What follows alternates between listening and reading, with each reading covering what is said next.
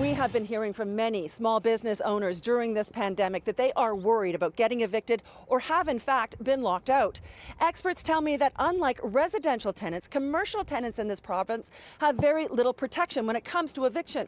The owner of this small business, Bad Axe Throwing, tells me he's been a tenant in good standing at this location for 5 years, but that his landlord recently locked him out for non-payment of rent even after they reached a written agreement. So you both agreed that you could defer your rent for April and May, and now he's just completely reneging on that.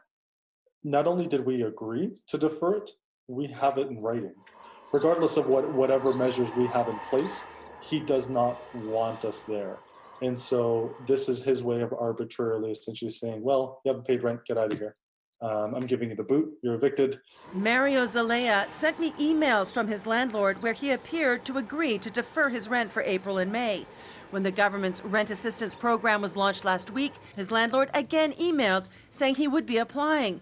Then suddenly, Zelaya says his landlord did an about face, and despite having 2 years plus a 4-year option left on his lease, said in an email, it seems it is in the best interest for both parties to terminate the lease now.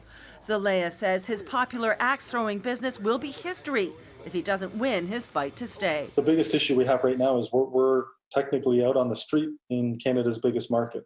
And so the damage that is done is in a way irreparable. Zelaya says he's not sure why his landlord wants him out.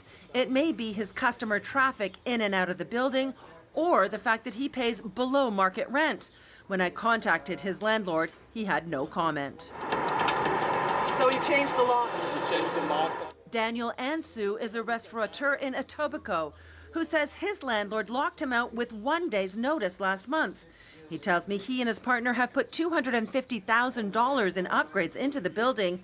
He has no doubt as to why he is being evicted. The place was a complete dump. We went ahead, we took all the proper channels, went through the city's guidelines, and we got his building up to code. We've improved it drastically, and I think he just sees that as a grand opportunity for him to make some extra money. I spoke to the landlord on the phone who tells me these tenants have been problematic and been late with the rent on numerous occasions since they opened 2 years ago.